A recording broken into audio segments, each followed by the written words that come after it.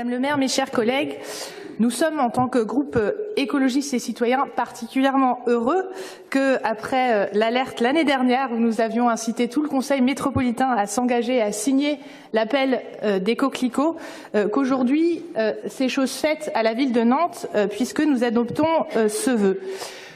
Nous saluons évidemment la mobilisation sans relâche des citoyens qui, conscients des enjeux à venir, nous avons tendance à beaucoup focaliser, et c'est normal, puisque c'est une réelle menace et un bouleversement à venir, sur le réchauffement climatique.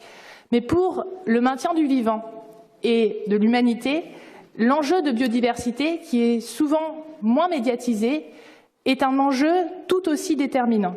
Nous faisons partie d'un écosystème et les chiffres, notamment rappelés dans le rapport de l'IPBES, qui a fait travailler 145 experts de 30 pays différents, sont unanimes sur le déclin massif de la biodiversité. Alors, il y a des origines très simples. En Europe, par exemple, on parle de moins 80% des insectes en 30 ans. C'est un déclin extrêmement rapide. Aujourd'hui, 1 million d'espèces sont menacées, c'est 1 sur 8 sur la Terre. C'est moins aussi 400 millions d'oiseaux.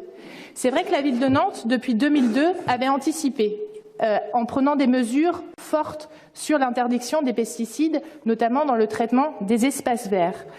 Aujourd'hui, il s'agit de montrer que nous prenons la mesure des choses et que nous posons des actes concrets.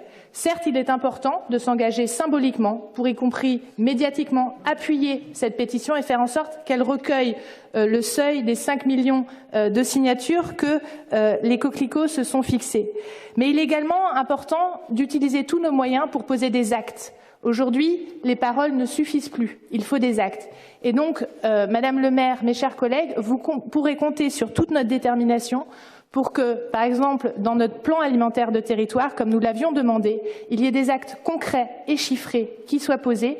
Nous avons un devoir, c'est celui d'entraîner l'ensemble du territoire vers la réduction et l'interdiction du pesticide sur l'ensemble de nos territoires. C'est le sens de la loi que le sénateur écologiste Joël Labbé avait passée sur l'interdiction des pesticides non agricoles pour justement sensibiliser. Si vous n'avez plus le droit d'utiliser de pesticides dans votre jardin, vous allez être un peu plus scrupuleux sur ce que l'agriculteur à côté va utiliser. C'est ce mouvement-là global qu'il faut entraîner. C'est fondamental pour notre avenir et j'espère donc que le vœu pourra être adopté avec des mesures tangibles et concrètes au Conseil métropolitain la semaine prochaine. Je vous remercie.